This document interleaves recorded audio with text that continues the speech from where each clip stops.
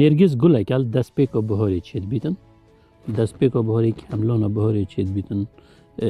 گوتنه که مازناجل سر نرگزی های بیجیتن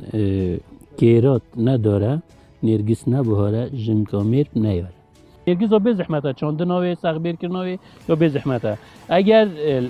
دور آن منطقه آن محافظه مثلا سالانه ویستاوالک بهده کرن سر نرگزی آن خود تیتا فروتن گو گلک مفوی یعنی بهنا گلاوی چت نرگزی بند بو گلاوی چت کنب کارتینن بهنا کو گلک خوش لیدر کبید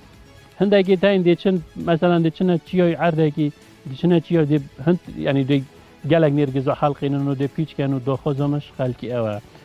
همی حالاتی اوه نرگزی پاریزن دا رسانات که خو مینیتن دا اف نرگزه برزنه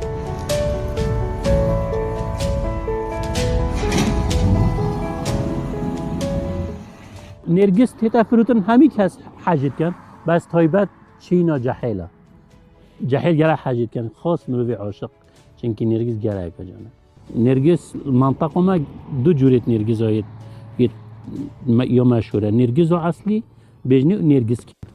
نرگس کت گلاوی و بچیکه بس نرگس اصلی گلاوی و مازنه گشتره بگنده بیاری اول برچیل گوهر زیل سرگیل بلاوه دل هر حوشه که دا احتمال ده بینی چند بناکت نرگزی چاندینه اف نرگزه اودیا خوش طبیعت خوشی زیدت بن و گردی بنکت وقتی ندار الجهه که وجهه که نقل کن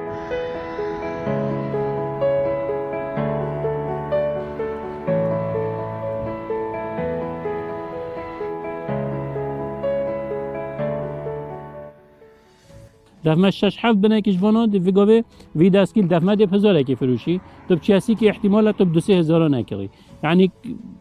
هندک خلق بخو فایده لیت که چی نیتن بفروتنیش